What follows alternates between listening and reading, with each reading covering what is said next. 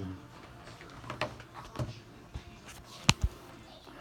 Praise rolling now. Okay, come on. Hi, I'm Vivian Williams, Columbia College. I'm here to talk to you about painting a project without hiring a professional.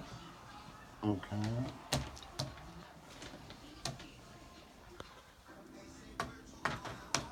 Go ahead. Get me. I got you. Okay. All right. Okay. Before you decide to paint a project, you have to decide what room you're going to paint. Okay, the first thing you need to do is decide what color you're going to paint the room.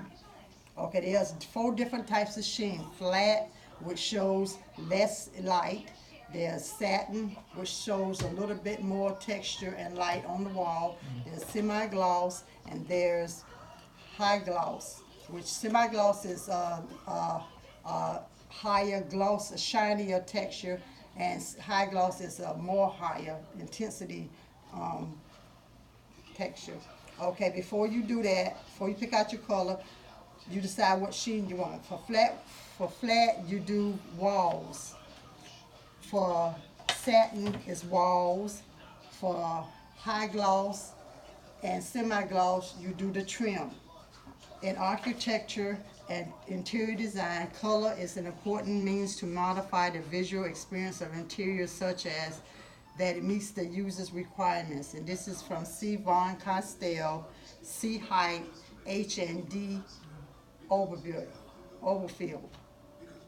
Better Homes and Gardens says most paint sheens fall into 4 categories, which is the flat, satin, semi-gloss, and gloss, which I just talked about.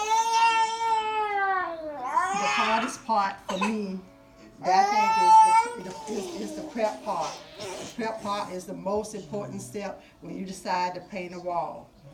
Glidden says to cover all furniture, if not being moved, to fill the holes with compound and sand using a 220 grit sandpaper. And Lowe says the tools to use are a nap, a tray, which comes with another larger tray. You're going to need an edger. Some people use blue tape. I personally don't. A small nap, a putty knife, a knife. You need gloves and protective goggles, sandpaper, a brush, screwdriver to take off the electrical outlets, and a 5-in-1. Okay, before you start painting, you selected your color. Okay, then the paint that you have, that you selected, let's say we're going to do a flat wall. You're going to use a flat sheen, you're going to do a wall using a flat sheen.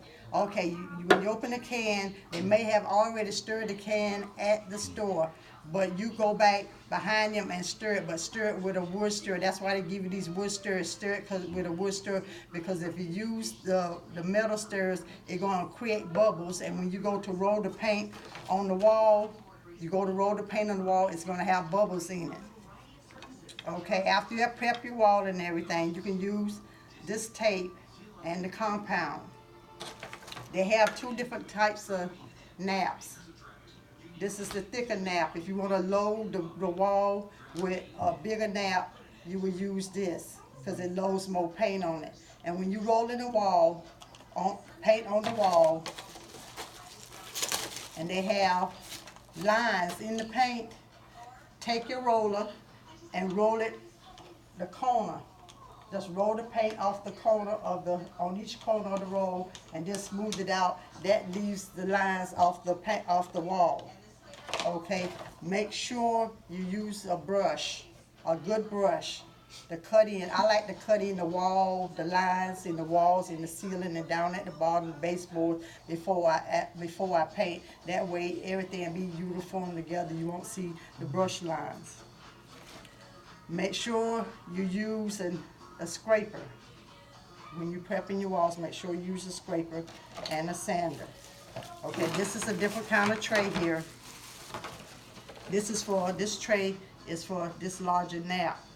So you just roll your paint in here, and like I said, with that, the lines on the paint lines on the wall, you just take it off on each side.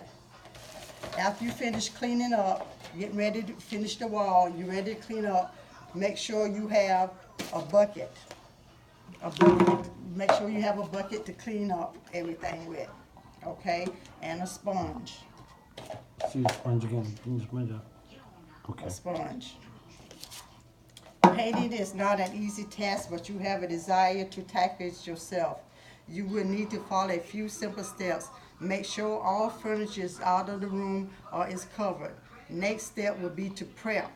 Make sure your wall is prepped. The prep is the very important thing when painting a wall. Make sure your walls are clean before you start prepping, and then you can go ahead and prime.